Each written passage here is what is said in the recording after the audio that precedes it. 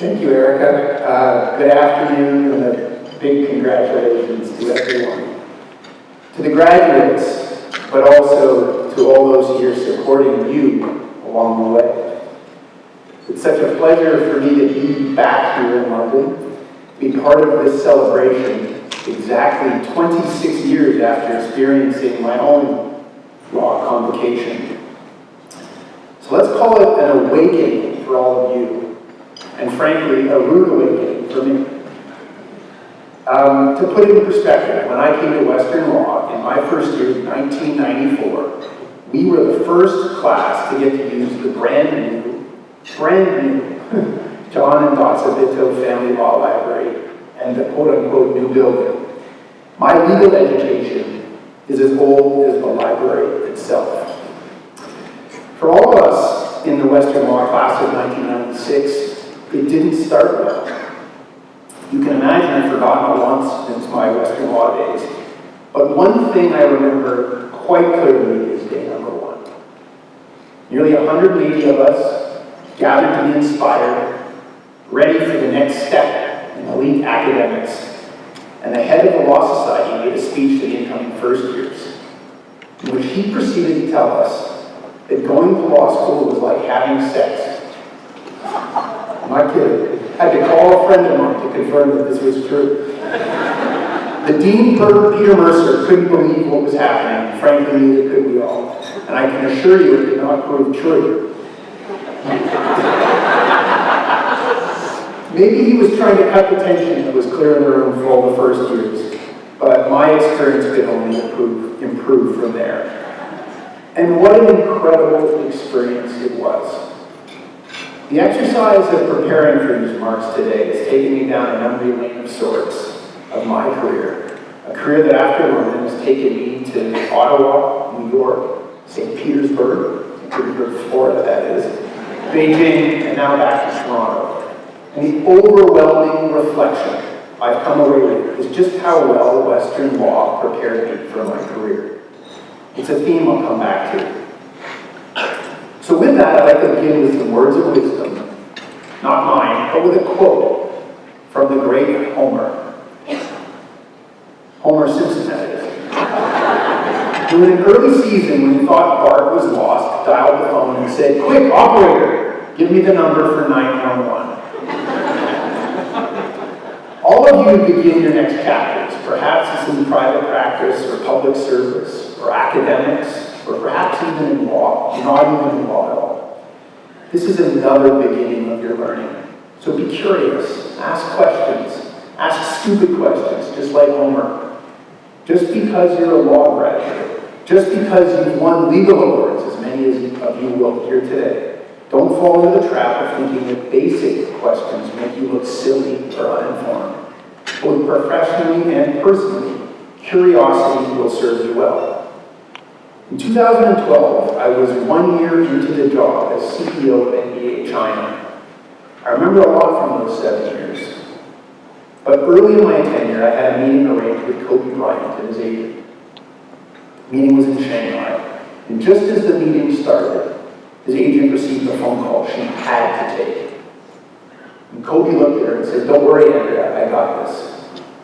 And what ensued for me was among the most memorable 60 minutes of my career, talking about life, business, and sport, but mostly answering Kobe's questions to me. I had 10,000 questions for him. He had a curiosity for me, about me, and my business, and I'll never forget that. And I've applied Kobe's approach in so many subsequent settings. Now, I spent the year following my graduation from Western Law in Ottawa, clerking at the Supreme Court of Canada for Chief Justice Antonio Lemaire. It certainly today seems somewhat inappropriate to celebrate working at any Supreme Court, given what's happened south of the border today. But what an experience nonetheless.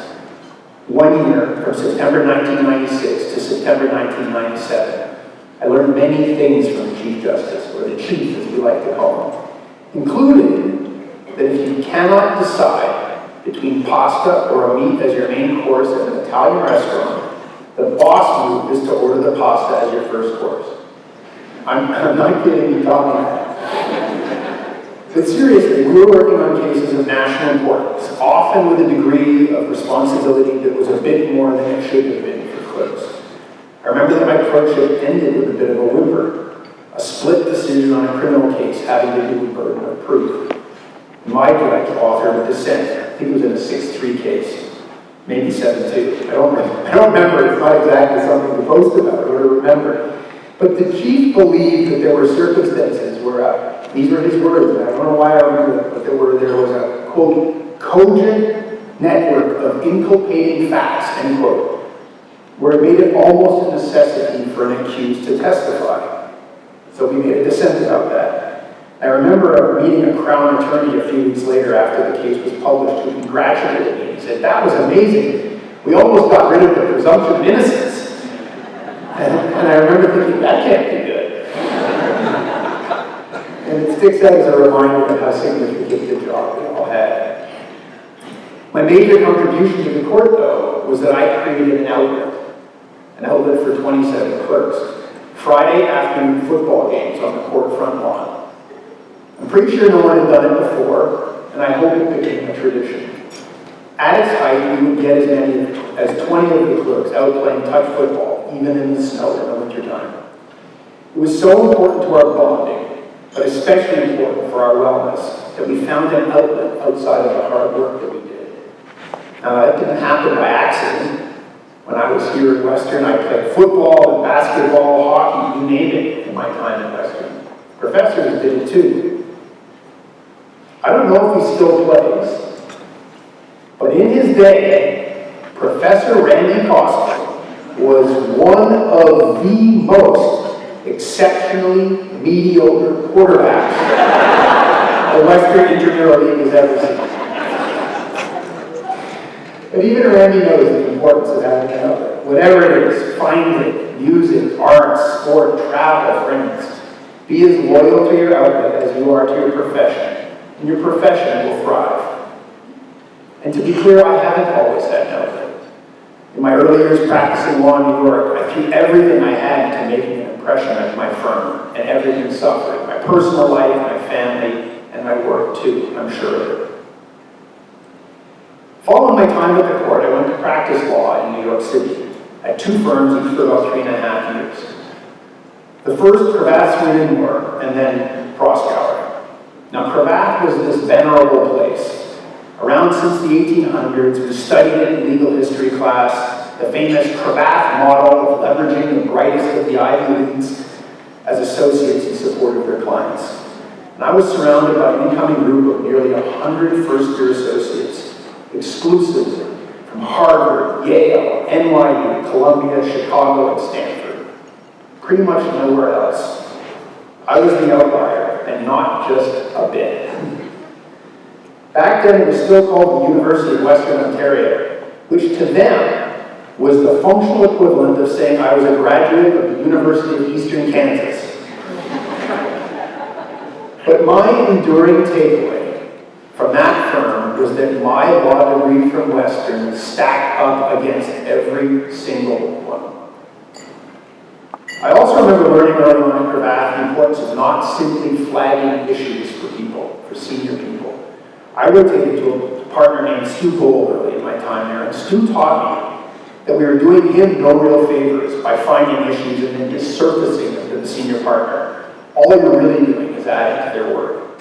The best way to add value as a young associate is to flag issues and offer solutions, often options. It's a lot easier to choose an option than it is to develop an entire solution space.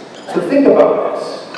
When you're writing and receiving emails, the surest sign of your effectiveness is the brevity of the reply. Make it so the recipient can write, I agree, or I disagree, or I prefer option C. You do that, and you know you're adding real value. I left Cravath for Proskauer to join the sports group. Now that was a real deal for me.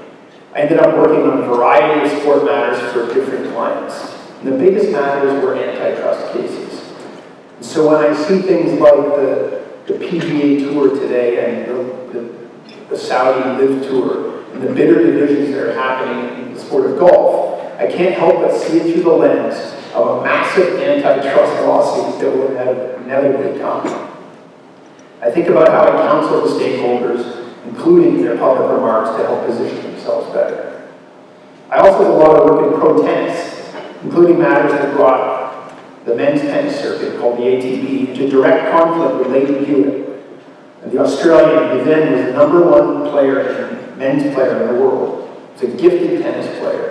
But Leighton and his father decided that the media was unkind to him to cut them off. At first, it was just one media member, then it was a short list, it grew longer. And eventually, to the point where he effectively stopped talking to everyone. The end result was that he had no allies in the media, and so no one told a flattering story, and the distraction ruined his career. The media isn't perfect. In fact, it's people, so they have the same faults and biases you see throughout society. But they're trying to do a job, and cutting them off doesn't help. It's always best to speak to them, even if you don't have something to say, or something good to say. It's helped shape my approach to the most controversial matters when they arise. I took a big gamble in 2004, and I left Proskauer in my partner year for a massive pay cut to be the chief legal officer of the Women's Tennis Association. That's what took me to St. Petersburg, Florida. This had real meaning for me because my mother and grandfather were both professional tennis players. I was there for 7 years, in a span that took me from chief legal officer to COO and eventually to the #2 role globally as president. And I traveled for work to places I never imagined. We had tournaments in Zurich to San Francisco, Casablanca to Bali. My colleagues, you can call them this, became people like Justine Hen, Caroline Wozniacki, Serena Williams, Maria Sharapova. We accomplished a lot at the WTA, and it was during my tenure here that we won a historic battle for gender equality with Wimbledon and the French Open, and they finally agreed to pay women equal prize money at the event. Yeah, woo.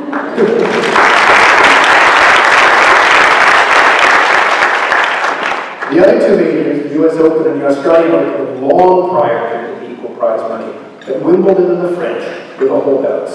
And to make matters feel worse, only symbolically so. So if the men's winner, I'm making these numbers up, but if the men's winner won $2 million, the women's winner was earning something like $1.925 million. In all the prior years when we tried to contest this, there was no winning argument for equality. We made good arguments, for sure, but for every case we mounted, attendance figures, sponsorship dollars, TV ratings, Q scores, they had a response. Time on court, number of sets, advertising rates, etc. And it wasn't until 2007 that Billie Jean King and Venus Williams came to the conclusion that we were approaching it all wrong. That we needed to recast our argument and to something incredibly simple. That paying women the same as men was simply the right thing to do. That's it. That a young Venus Williams didn't work any less hard than a young Roger Federer did. And with that came the breakthrough. And yet one of my biggest lessons from tennis was a very small detail. Learn to pronounce people's names. I remember an incident when a board member was presenting at a US Open Players Meeting. A very impressive board member. And she had to introduce a player after she spoke, and she butchered the player's name. At the time, she brushed it off by saying something like, "Oh, I'm sorry, I'm not good at names," or "Sorry, it's so hard to pronounce." Now, this was 17 or 18 years ago, but it still happens today. I see it all the time. And it's especially brutal when people are making an indigenous land recognition at the outset of a meeting. It undermines everything you're trying to do. Don't be that person. I spent hours practicing, trying to make sure I could pronounce Anna Chakatati or Anastasia Pavlyuchenkova or Agula Amenuranova. I do it still today. There's no embarrassment in asking someone how to pronounce a name. You will still make mistakes, I do, but make every effort to get it right.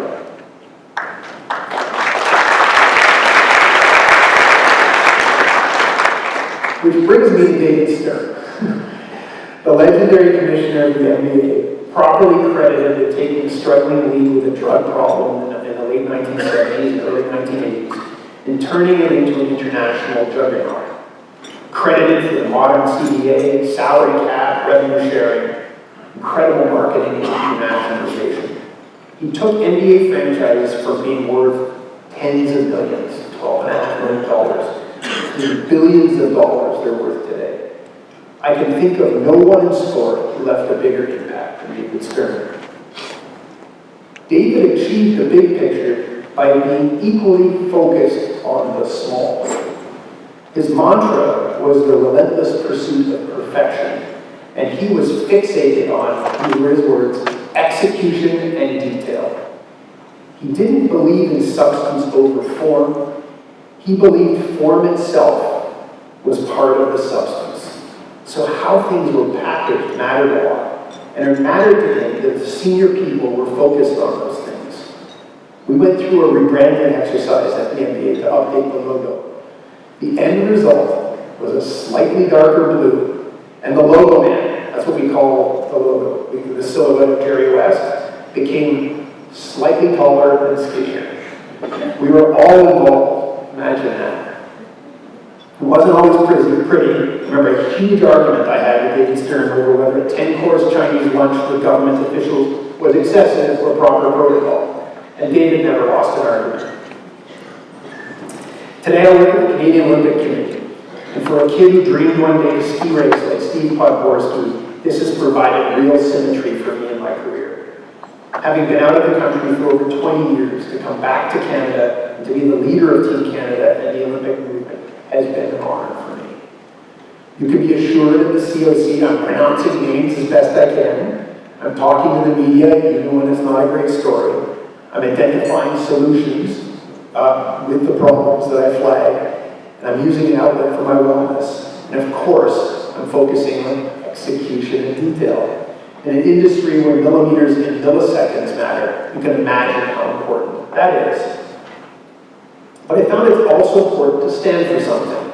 And I've come to realize that my career in sport is founded in a simple idea that I've always held deep inside me, and that's that sport is good, that it helps build important life skills, it helps build communities, it teaches leadership, teamwork, communication, that we develop important social skills in winning and in losing, that it can be an important force for change and an accelerant.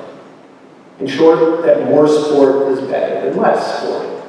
And the more we can make it clean, healthy, safe, and barrier-free, the better country we will have. That belief has come under real pressure of late. We've seen that just in the last couple of days as Hockey Canada's leaders have been censured after testifying before a parliamentary committee. Canada's participation in the Tokyo Olympic Games in the midst of a pandemic received real criticism. And our participation in the Olympics in Beijing, specifically on account of the imprisonment of the two Michaels and the horrific human rights situation in Western China and Xinjiang, also was met with resistance by Canadians. We spoke openly to the media about this, founded in the belief that more good would come from our participation in those games than in a boycott. We explained our thinking, even if some felt differently and bitterly so. If there's anything I've said today that resonates with you, that's great. But take these little kernels for what they are, things that have worked for me. Do find other people you know, respect, admire, and be sure to get their advice along the way. And yet, whomever it is, take it for what it is. We're all flawed, in some cases, deeply so. No one is perfect, not Homer Simpson, Antonio Romero, Stu Gold, Billie Jean King, not David Stern, and certainly not Kobe Bryant. And sometimes the advice is just flat bad. Perhaps the worst advice I've ever given happened in 2009. My wife Jennifer and I were fortunate, Jennifer's here, so she'll corroborate this story. We were fortunate enough to be in London and went to the men's singles final of the world. It was a historic match between Roger Federer and Andy Roddick. We had the good fortune of sitting next to Sir Richard Branson and Richard's family, who was a member of the WTA's Global Advisory Council. Federer was seeking his 15th major title. Roddick before and was seeking his first Wimbledon championship. Now, Federer and Roddick split the first 2 sets and played the 5th set to 6 games all. But in 2009 at Wimbledon, a tennis match could not end in a tiebreak. So you played until one of the players won by 2 games. And so the match went on. 7-6, then 8-7, then 9-8, then 10-9. You get the picture.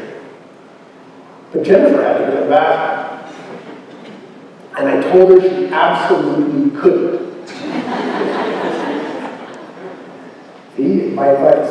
That the risk was too great. That the risk was that she would go to the bathroom and not get back in time and miss one of the players winning the match.